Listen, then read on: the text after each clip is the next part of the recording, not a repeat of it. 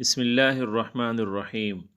السلام علیکم ورحمۃ اللہ وبرکاتہ۔ امید کرتے ہیں تمام دوست احباب خیر خیریت سے ہوں گے۔ دوستو، کل کے سبق کے اندر یعنی سبق نمبر 26 کے اندر ہم سکتہ کے بارے میں مکمل تفصیل پڑھا چکے ہیں کہ سکتہ کے پڑھنے کا کیا طریقہ ہے اور وہ کون کون سے مقامات ہیں جہاں پر سکتہ آتا ہے،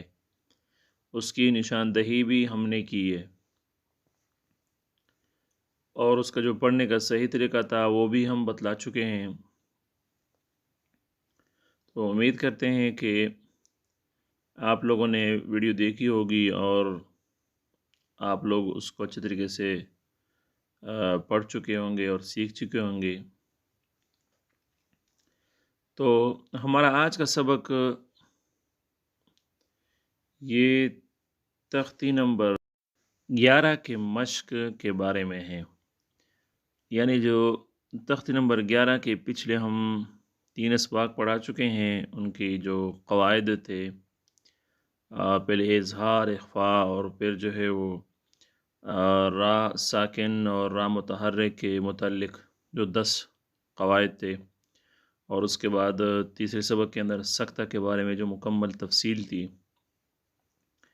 وہ یہ سب کچھ تختی نمبر 11 کے اندر ہی ہے۔ اب آخر میں ہم تختی نمبر 11 کا مشق ہم پڑھائیں گے اور اس میں بتلائیں گے کہ جو چیزیں ہم پڑھ چکے ہیں پیچھے، اظہار، اخفاء اور را متحرک، را ساکن کے جو قواعد تھے، اسی طرح جو چیز پڑھ چکے ہیں پیچھے ماقبل، جتنی تختیاں ہم پڑھ چکے ہیں 10 تختیاں، ان سب کا جو ہے یہاں پر مشق ہے۔ اس خاص کر تو یہی تخت نمبر 11 کا مشق ہے، لیکن اس میں جو ہے وہ سب کچھ جو پیچھے ہم پڑھ چکے ہیں وہ تمام چیزیں اس میں آتی جائیں گی،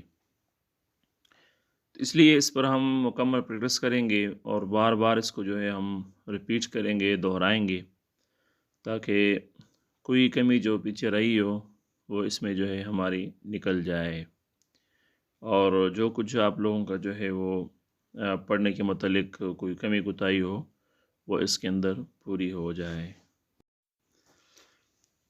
تو اس مشق میں سے ہم کچھ سطریں پڑھائیں گے آپ لوگوں کو، صرف طریقہ آپ لوگوں کو بتانا ہے، باقی پڑھنا آپ نے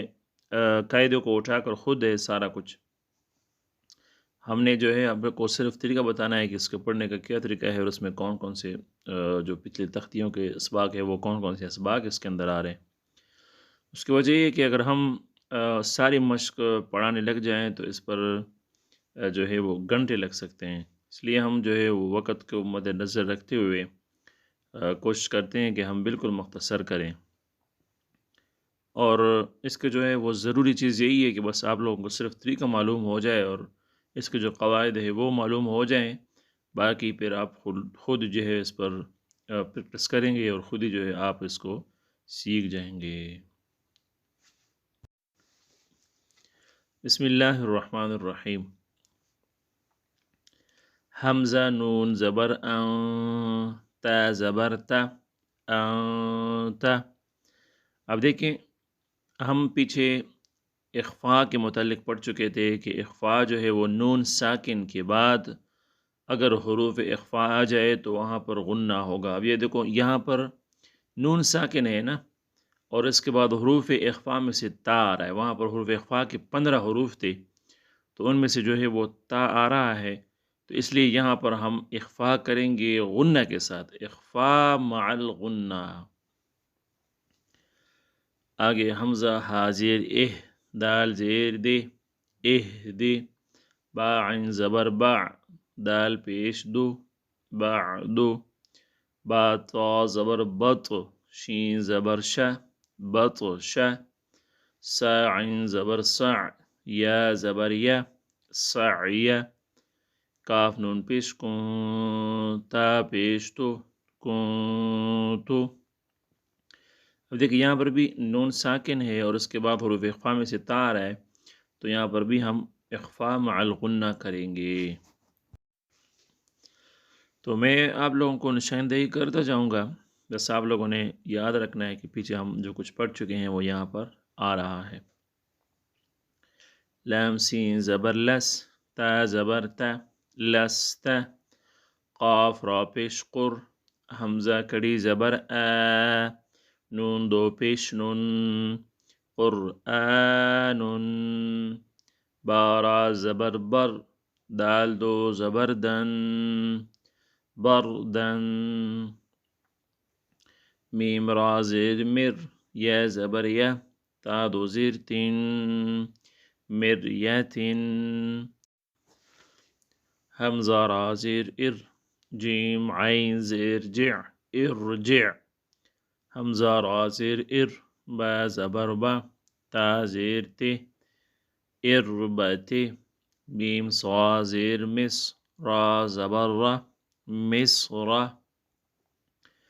قاف طا زیر قط، را زیر ر، قطر، قاف را زیر قر، قالف زبر طا، سین دو زیر سن، قرطاس، میم را زیر مر، صاد الف زبر صا، دال دو زبر دن، مرصادن، فا را زیر فر، قاف زبر قا، تا دو زیر تن، فرقتن، میم زبر ما، نون را زیر نر، تا زبر تا، ضاد کڑی زبر زا، منر تزا، حمزہ را زیر ار، حامیم زبر حم، ارحم، حمزہ را زیر ار، تا با زبر تب، تامیم پیش تم، ارتبتم، حمزہ نون زبر ان، دارا زیر ذر، انذر۔ یہ بھی اخفا مع الغنہ کی مثال ہے۔ خایا زبر خی، را دو پیش رن، خیرن،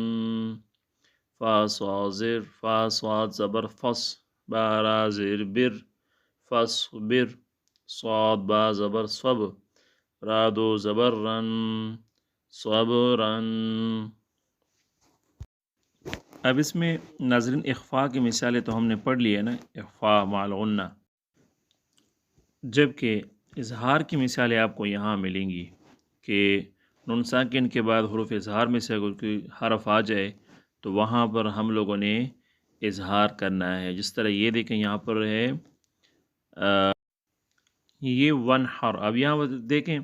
نون ساکن کے بعد ہا آ رہا ہے، ہا حروف اظہار یعنی ہلکے حروف ہلکی ہے جو کہ حروف اظہار بھی ہے، یہ حروف اظہار میں سے یہاں پر ہم غنہ نہیں کریں گے۔ اسی طرح من ہادن، من ساکن ہے، ہا جو یہ حرف اظہار میں سے یہاں پر بھی غنہ نہیں ہوگا بلکہ لفظ کو ہم حرف کو ظاہر کر کے پڑھیں گے۔ اسی طرح من علقن، من آمنا اور من خلافن، ان سب میں یہی قاعدہ جو ہے، یہی قاعدہ ہم اس سب کے اندر دہرائیں گے۔ تو دوستو ہم لوگوں پر صرف نشاندہی ہے، ہم تو اس کی نشاندہی کریں گے جو قاعدے ہم پچھلے اسباق کے اندر پڑھ چکے ہیں، لیکن اس کو سیکھنا اور سمجھنا اور اس پر پریکٹس کرنا یہ آپ لوگوں کا کام ہے، تاکہ آپ لوگوں کے لیے کوئی جو ہے مشکل نہ بنے بعد میں اور پڑھنے میں آپ لوگوں کے لیے آسانی ہو۔ تو انشاءاللہ امید ہے کہ آپ لوگوں کو سمجھ آ گئی ہوگی۔ اگر پھر بھی کسی بھائی کو سمجھ نہیں آئی تو وہ کمنٹ کر کے پوچھ سکتا ہے، ہم بالکل 24 گھنٹے جو ہے وہ تیار بیٹھے ہوتے ہیں آپ کے جواب دینے کے لیے۔ تو اگر کسی کو بھی کوئی چیز سمجھ نہ آئے تو وہ لازمی جو ہے وہ کمنٹ کر کے پوچھ سکتا ہے۔ تو آج کا سبق اتنا ہی ہے، ملتے ہیں کل، تب تک کے لیے اجازت دیجیے، اللہ حافظ۔